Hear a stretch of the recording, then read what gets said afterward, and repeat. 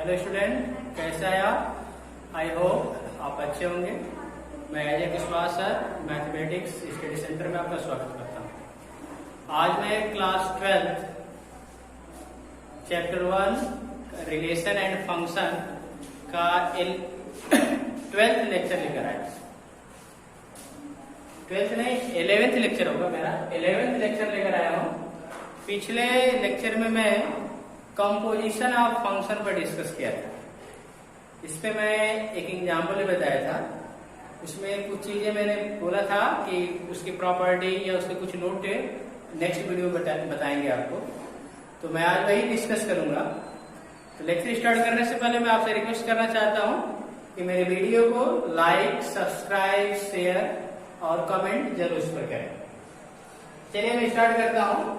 मैंने पिछले लेक्चर में कंपोजिशन ऑफ फंक्शन का डेफिनेशन दिया था, मैं उसको पुनः लिखा हूँ। Let f from a to b and g from b to c be two function, then a function graph from a to c defined by graph of x is equal to g of x for every r x belongs to। इसके बारे में आप पिछले video में discuss कर चुके हैं। इसमें मुझे दो नोट लिखवाना था, इसीलिए मैंने इसका डेफिनेशन लिख दिया। अब आपका कंपोजिशन ऑफ फंक्शन में क्या है? आपका यहाँ पे एक मेरा सेट ए है, ये मेरा सेट बी है, ये मेरा सेट सी है। ए से बी में मेरा फंक्शन एफ, बी से सी में मेरा जी है। तो composition of function in graph को डिफाइन करते हैं। ए का रिलेशन किसमें रखते हैं? सी से। तो उसमें है composition of function graph exist if and only if the range of f is a subset of g। यहाँ पे कह रहा है इस फंक्शन ये ग्राफ तभी एग्जिस्ट होगा, मैंने a b c मेरे तीन सेट हैं, तो a का संबंध c तभी एग्जिस्ट करेगा जब हम फंक्शन f का रेंज निकालें। फंक्शन f का क्या करें? रेंज निकालें। और जो रेंज है g, जो मेरा फंक्शन g है, इसका डोमेन क्या होगा? b। तो जो हमारा इसका f का जो रेंज होगा फंक्शन g का सबसेट होना, फंक्शन g के डोमेन का सबसेट होना चाहिए।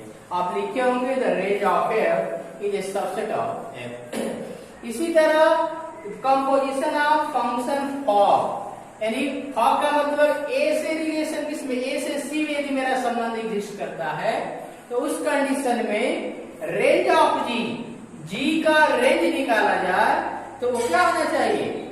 Subset of f। f का क्या होना चाहिए? Sorry, g is a subset of domain of f। Domain of f होना चाहिए, डोमेन ऑफ f। क्लियर? यहां पर भी आपका छूट गया sir, subset of domain, domain of g होना चाहिए। क्लियर? तो composition of function graph exist if and only if the range of f is a subset of domain of g, and the composition of function for exists if and only if range of g is a subset of domain of f। इसको आप याद कर लीजिएगा। मैं आज discuss करूंगा composition of function की property. इसमें दो प्रॉपर्टी है, एक तो थ्योरम है, उस पर आज मैं डिस्कस करूंगा। तो चलिए मैं प्रॉपर्टीज ऑफ कंपोजिशन फंक्शन में डिस्कस करने जा रहा हूं।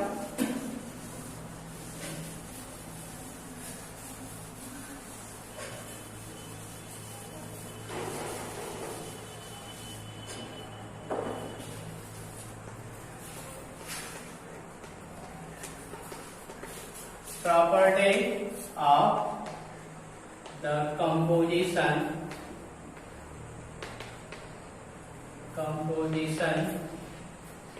function। Property of the composition function। Property of the composition function। इसमें पहली प्रॉपर्टी है composition function is not commutative. पहली प्रॉपर्टी है composition function is not, the composition of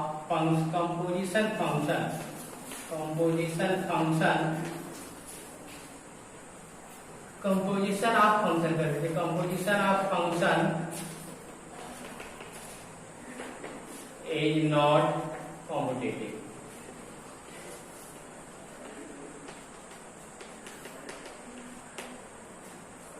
That is,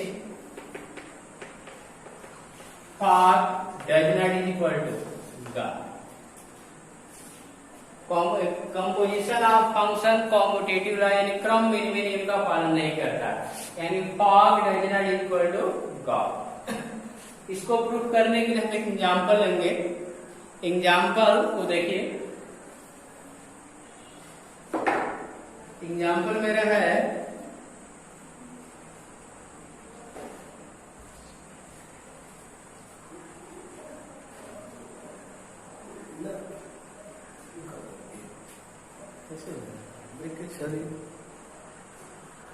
तो मैं एक एग्जांपल ले रहा हूं, आपको प्रूफ करना है कि composition function is not commutative. Composition function क्रम विनिमय नियम का पालन नहीं करता है। तो उसके लिए मैंने एक एग्जांपल लिया, let R be the set of real number f from R to R f x is equal to x square and g from R to R g x is equal to x plus 1, then so that fog is not equal to god. तो आप पहले fog का value निकालो, तो इसको fog of x हम लिख सकते हैं। तो फॉग ऑफ एक्स को तुम क्या लिख सकते हो, f of g x, f of g x, f of g x. G x का वैल्यू कितना है, 2x प्लस 1। जी एक्स का वैल्यू कितना है, 2x प्लस 1। अब क्या करोगे, एफ एक्स का वैल्यू कितना है, f x is equal to x square. तो इसी फंक्शन में f x is equal to x square है, यानी हमारा f x is equal to x square है। तो मतलब इसी में x के जगह क्या पुट कर दोगे, 2x प्लस 1, 2x प्लस 1। यहाँ पे 2x प्लस 1 पुट करोगे तो x के जगह क्या करो, 2x प्लस 1 क्या आएगा, होल स्क्वायर। यहाँ पे क्या जाएगा, 2x प्लस 1 ये किसका वैल्यू है, फॉग ऑफ x का। इसी तरह आप क्या करोगे, इसी तरह आप गाफ फाइंड करोगे, गाफ ऑफ एक्स। तो गाफ ऑफ एक्स क्या कहोगे, g of f x, g of f x. तो g of f x, f x का वैल्यू कितना है, एफ एक्स का value x square, g x square. अब आप क्या करोगे, जी एक्स इक्वल टू कितना है, 2x प्लस 1। तो आप ये जो g x equal to x plus 1 इस एक्स के जगह क्या पुट कर दो, एक्स स्क्वायर। यहाँ पे एक्स स्क्वायर पुट करोगे तो यहाँ पे भी एक्स स्क्वायर आएगा, यानी क्या आएगा, 2x स्क्वायर प्लस 1। तो फॉग ऑफ एक्स का वैल्यू 2x प्लस 1 का होल स्क्वायर है, गाफ ऑफ एक्स का कितना है, 2x स्क्वायर प्लस 1। यहाँ से कह सकते हैं fog does not is equal to gof. I hope आपको ये एग्जाम्पल समझ में आ गया होगा। ओके, मैं अब डिस्कस करूंगा सेकंड प्रॉपर्टी की। हम डिस्कस करेंगे कि composition of function associative law का एग्जिस्ट करता है। तो उसको देखिए आप,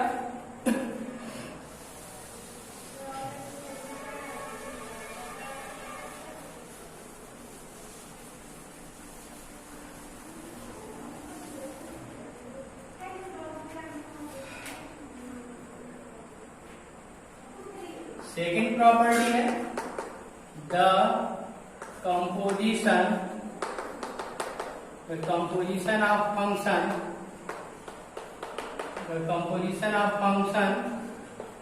ए associative. The composition of function A associative, यानी आपको प्रूफ करना है कि composition of function associative law को एग्जिस्ट करता है। तो इसको हम कैसे प्रूफ करेंगे उसको देखिए, इसका प्रूविंग देखिए। तो क्या करेंगे, let A B C D are four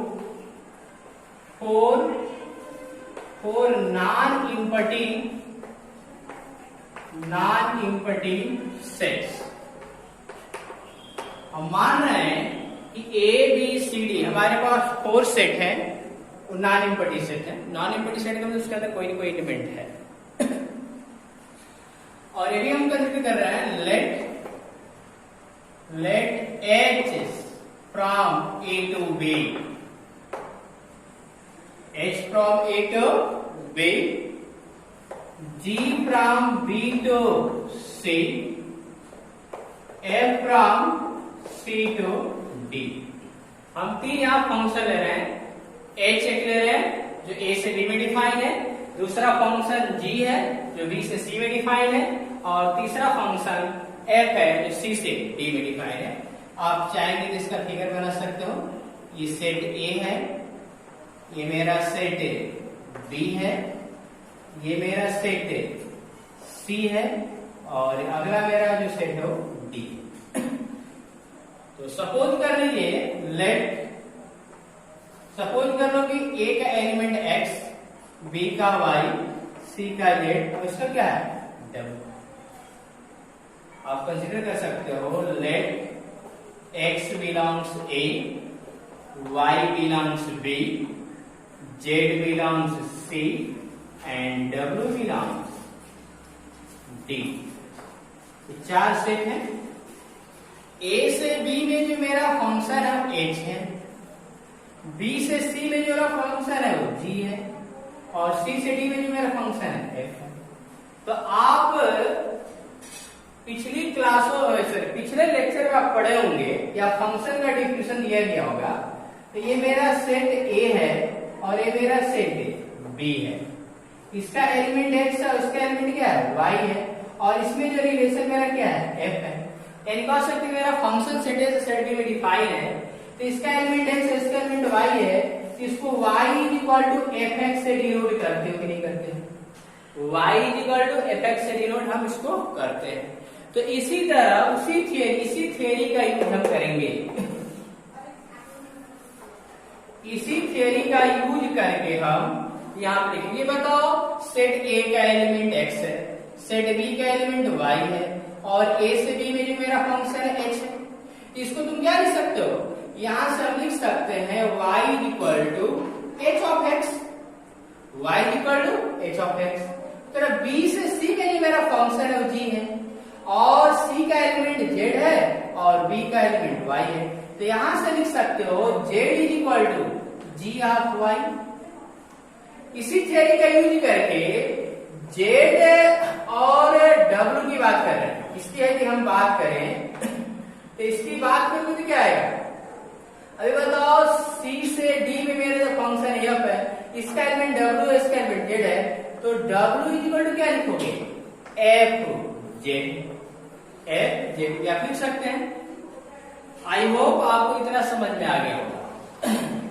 और यहाँ पे आपको देखिए, आप लिखे हैं the composition of function is associative.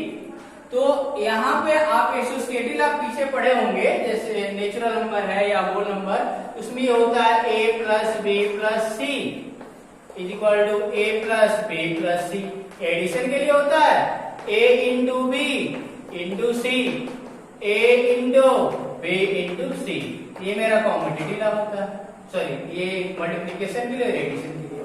तो यहाँ पे मैं लिखना भूल चुका था, यहाँ पे आपका कंपोजिशन ऑफ फंक्शन ये एसोसिएटिव, तो उसमें आपको लिखना क्या, उसको देखिए। तो इसमें आपको प्रूफ करना है log of h is equal to f of, यही आपको प्रूफ करना है। यहाँ पे आपके तीन फंक्शन f g h, तो log ऑफ h और f of g of h, ठीक है। इसी रिजल्ट को प्रूफ करना है।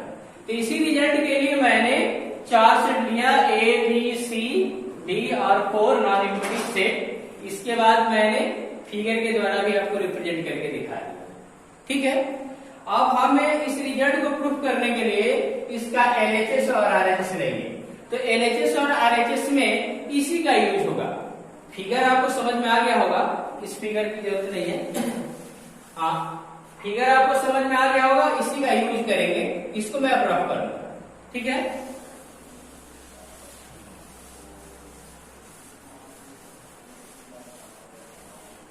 तो आप क्या करोगे, इसका LHS लोगे। LHS क्या है? log of h। तो यहाँ पे आप log ऑफ h x भी ले सकते हैं, अब इसको आप सॉल्व करो। तो पहले इसको क्या लिखोगे, फॉग ऑफ एच एक्स, इसको क्या लिखा जा सकता है, फॉग ऑफ, ये आप जानते हो इस फॉर्मूले से होगा, गाफ ऑफ एक्स, इसको क्या लिख सकते हो, जी ऑफ एफ एक्स लिखते हो, ये सिंबल हटता है। तो इसी तरह आपका गाफ ऑफ एच एक्स है, तो यहाँ पे क्या लिखा, फॉग ऑफ एच एक्स, ये सिंबल हटेगा तो आपका क्या आएगा, फॉग ऑफ एच एक्स। अब बताओ यहाँ पे एच एक्स आ चुका है, एच एक्स का वैल्यू कितना है बताओ, एच एक्स का वैल्यू कितना है, वाई, इसको क्या लिखोगे, फॉग ऑफ वाई। अब फॉग ऑफ वाई क्या लिखोगे, f of g y, f of g y. अब बताओ जी वाई का वैल्यू कितना है, जेड, एफ जेड, और एफ जेड का वैल्यू कितना है, डब्ल्यू। तो ये किसका वैल्यू, एलएचएस को मैंने सॉल्व किया तो इसका न्यूमेरिकल वैल्यू कितना आया, डब्ल्यू। सिमिलरली इसी तरह हम क्या करेंगे, आरएचएस को लेकर चलेंगे, और आरएचएस का वैल्यू भी यदि डब्ल्यू आ गया तो मेरा रिजल्ट प्रूफ हो जाएगा। ओके, तो मैं अब आरएचएस लेकर चल रहा हूं, आरएचएस देखिए,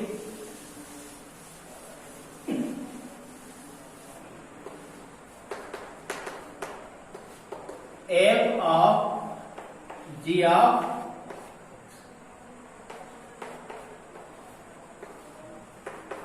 इसको आप कैसे लिखोगे,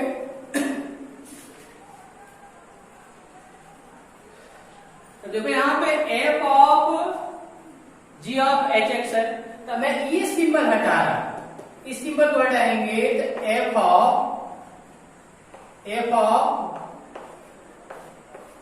ये आपका है, F of F G of h x है। क्लियर, इतना आपको समझ में आ गया होगा। इसके बाद हम क्या करेंगे कि अब आप इस यहां पे क्या लिखोगे, एफ ऑफ, यहाँ पे इसको, अब इसकी मीनिंग क्या होगी, अब यहाँ पे आप इसको लिखोगे f of g of h x, ये एफ ऑफ अब जी ऑफ एच एक्स है, इसको क्या लिखा जाएगा, जी of h x.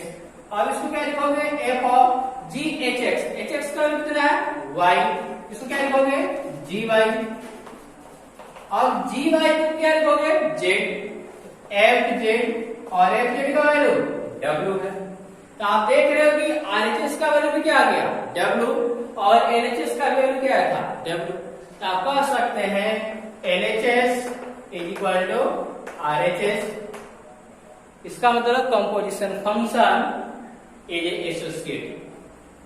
I hope आपको समझ में आ गया होगा। मैं नेक्स्ट प्रॉपर्टी की बात कर रहा हूं, उसको देखिए।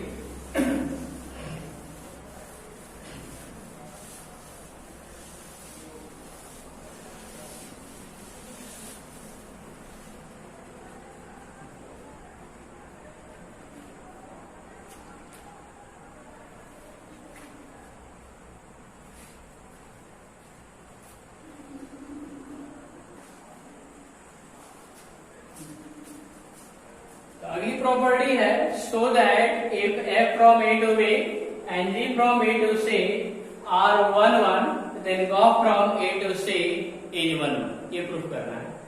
यानी यहाँ पे कह रहा है कि f और g हमारे दो फंक्शन है, दोनों ही 1 1। यानी कहने का ये मेरा सेट a है, ये सेट b है, और ये मेरा सेट c है। तो a से b में मेरा फंक्शन है, और b से c में मेरा g है। तो यह मेरा फंक्शन क्या है, 1 1। तो 1 1 का मतलब क्या होता है, सेट ए का एवरी एलिमेंट सेट बी के डिफरेंट एलिमेंट से रिलेटेड है। जी भी मेरा क्या है, सेट जी भी मेरा, सॉरी फंक्शन जी जो है ये भी 1 1 है। तो यानी कह सकते हैं कि बी का एवरी एलिमेंट सी के अलग अलग एलिमेंट से रिलेटेड है। क्लियर। तो आपको दिखाना है कि ग्राफ भी क्या होगा, graph from A to C is 1 1। इसका मतलब ये है कि ग्राफ का मतलब ए से सी में रिलेशन दिखाना है, 1 1 प्रूफ करना है। तो सेट ए के दो एलिमेंट लेंगे, 1 1 प्रूफ करने के लिए आप क्या करते हो, दिए गए फंक्शन में आप क्या करते हो, दिए गए फंक्शन डोमेन के दो एलिमेंट लेते हैं x1 और x2, और उसके बाद आप प्रूफ करते हैं, उसके इमेज को इक्वल करके आप प्रूफ करते हैं कि x1 और x2 इक्वल है कि नहीं। तो यहाँ पे हम क्या करें, सेट ए के x1 और x2 के एलिमेंट ले लो। तो यहाँ पे क्या करेंगे, गाप ऑफ x1, इसमें गाप ऑफ x1 कर दो और garb of x2, garb of x2, दो मैंने एलिमेंट लिया इसके, हम इसके दो एलिमेंट लिए और उसका इमेज मैंने निकाल लिया, इमेज को इक्वल कर दिया। और इमेज को इक्वल करने के बाद हम दिखाना चाहेंगे कि x1 x2 इक्वल है कि नहीं। यदि इक्वल है तो 1 1 होगा। तो क्या करोगे, garb of fx1, sorry g of fx1, g of fx2।